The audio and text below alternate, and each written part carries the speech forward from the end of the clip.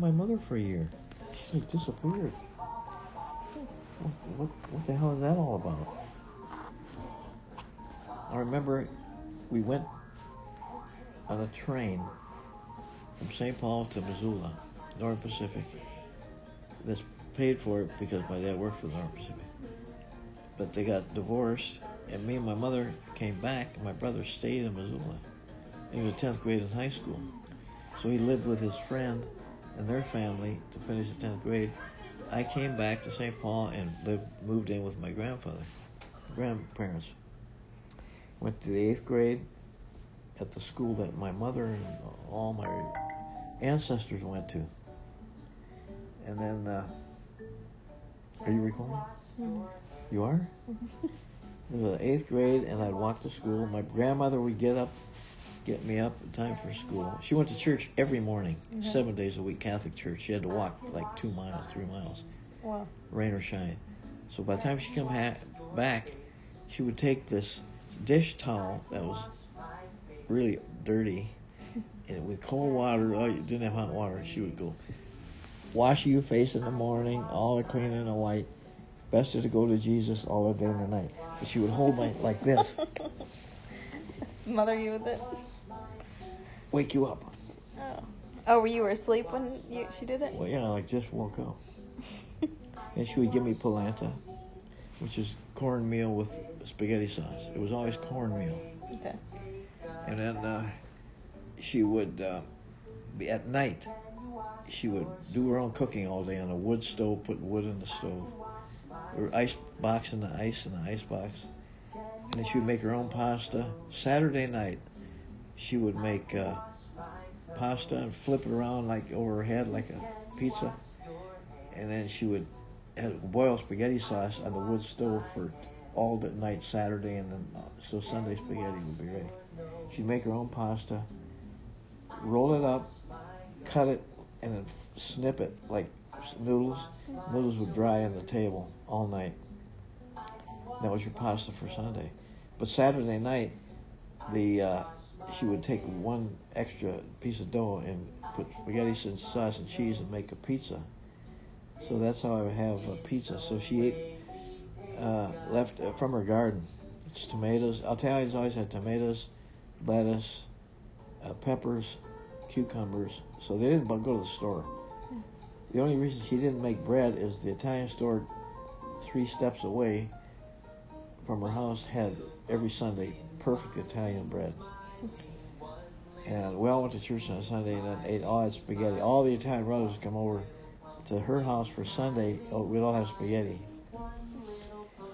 And then she would, during the summer, she would take she would take me shopping at Applebaum. She called it Applebaum.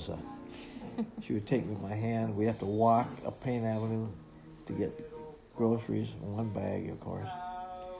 And then on the days off, when I didn't go to school, I'd get my bicycle and I'd ride down the creek. All my friends were Mexican. It's the first thing you say, don't go to creek. No go to creek. And I'd head right for the creek to get Mexican food. Mary the Mexican gave me tortillas. And then my grandmother would, on the days she had planned, she would take me on the bus with her to meet her Italian friends, the ladies, and they would pick dandelions or mushrooms, depending which day we were picking. But the dandelions had to be picked before the yellow flower. And then she would get bags, and we'd take the bus back home, and she would make dandelion salad. Or she'd boil mushrooms and test to see if they were poisonous. Wow. And I don't know, she used the mushrooms for cooking. So they foraged, they picked their own mushrooms? Yep. They went to the place where mushrooms grow. Wow. Dark, damp place. Yeah, wow. And then, so Italians have mushrooms in their food. So my grandfather had a stroke a couple years prior, so he was able to get around. I'd have to help him going up down the stairs so he wouldn't fall. They lived upstairs. And he'd go for a walk to his Italian friends, and they'd play bocce ball. So he would stay there, and then he'd walk back home. And I have to help him up the stairs. He could walk up, but I have to hold his butt so he wouldn't fall down. So he'd call me, Tommy. And then I have to go hold his butt so he'd go up and down the stairs with a cane. And then he would be mad. He would smoke his pipe, always at an open window, sitting at an open window, 10 o'clock before he'd go to bed. He'd have a pipe, and he had his own tobacco, and he'd spit out the window. He'd spit and smoke the pipe like a good manly man would do. And then I did that for the entire 8th. I was the only of a couple dozen grandkids to live with my grandparents. So he did a lot of cussing. I didn't know how to speak Italian, which is bad.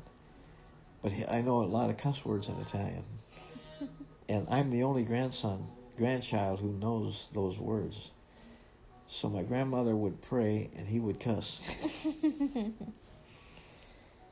And then my mother came back, and then I moved.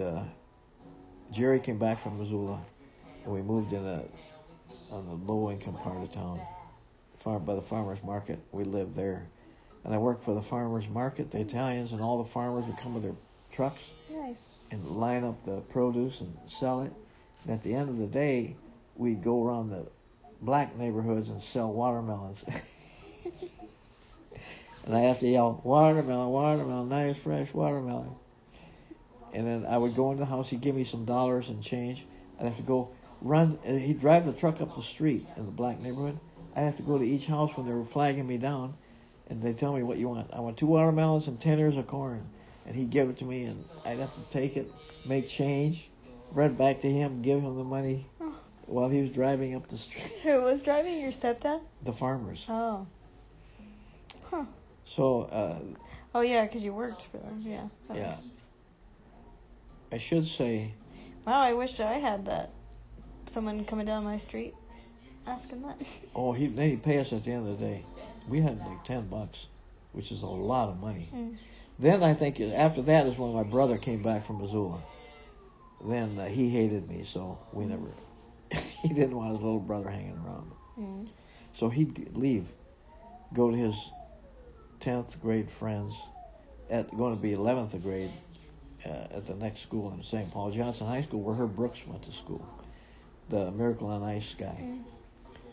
So Johnson High School, and Lonnie Anderson, the comedian, went to Johnson High School. And I got kicked out of high school at age 16 with his foot, booted out the door, joined the Navy, and never looked back. Yeah. That was it. The going down to the crick part, talk about that, where you would try to pretend like you were playing with your friend, or you wanted to... Oh, yeah. I'd go down, there was one kid I hang around named Ramon, but he was never home. And I knew it. He had a green bicycle. So I'd always go directly to Mary the Mexican's house. And they had no electricity, no running water. They had rainwater and then Mexican food. So I'd knock on the door and I'd pretend to ask, I say, is Ramon here? And she'd laugh. And she was a little old Mexican. That was my grandmother's best friend. Same age as my grandmother. And she'd laugh and she'd say, bicicleta? She'd look outside, at the doorway. Ramon, no bicicleta? Ha, ha, ha. Ramon, no aquí. You like beans y tortillas? And I'd say, yeah. And she laughed, and she would go make me the biggest, beautifulest tortilla you've ever seen in your life. And every day I go down there, I would go down to get that tortilla. Then I go to the Limestone Caves by Ham's Beer Brewery. Ham's was right there, on top of the caves up on the street. So the caves is where you go to Limestone Caves to get cool on a hot, humid day. And it was like heaven down. The creek was, why wouldn't I go there every day? Nice. That's about it. Okay.